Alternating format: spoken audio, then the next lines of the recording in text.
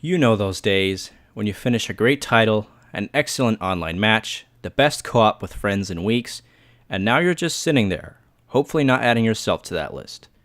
I know the feeling. We all do. When we close our game for the last time for the next bit, or forever.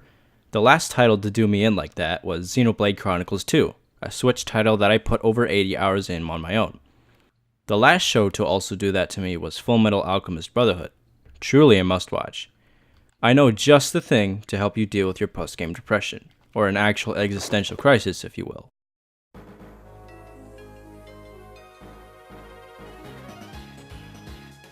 Introducing the Welcome to the Community series, a series designed to introduce people in different parts of a much larger community. I'll be giving a brief rundown of where people with game on their brain disappear to after the respective client is closed. The goal is to show you how interconnected our community is across the internet, one social platform at a time. But why exactly is this important to talk about? The divided but still whole. People panicked after it was noted that Steam stats page shows every user with the client open, including a plethora of bots. I'm not entirely informed on that situation, but it means that the player count is largely skewed, and that's likely the same reason for many Steam games. To the active community member, the TF2 community is massive when you don't think of the daily player count as the only thing that frickin' matters. There's thousands of players lobbying together, participating on the art side, including source filmmaker, trading in the off time. It's a lot more automated now, but it's still happening. They're also browsing the subreddit at any given moment, giving the legit content creators a frickin' stroke. Point is, I'm not even scratching the surface on the outer community numbers. Instead, let's get started with the most popular platform we log into every morning. Hold on, I need to recharge my phone. Guys, don't start the actual content without me. I need the code for my mobile authenticator. The main hub for millions of online players is in fact the Steam community. Well known for its widespread deals and epic biannual sales, it makes for a great way to play with friends anywhere in the world, assuming they have their own PC and internet connection. It truly is an experience like no other to have a multitude of friends playing in the same server, no matter what side of the scoreboard they're on. Hey guys, I'm finally logged in. Wait, why did all of you switch to the blue team? Wait guys, I can't change sides. The Steam community has over 50 million concurrent users a day. That's a lot of online nerds. Most of us have the client open idly, simply for the chat features which were recently updated if you're part of the Steam client beta. It even now has Discord-like group chat functionality. The store page. Each of us who logs into Steam knows damn well that the first thing we're doing is checking out the Steam store.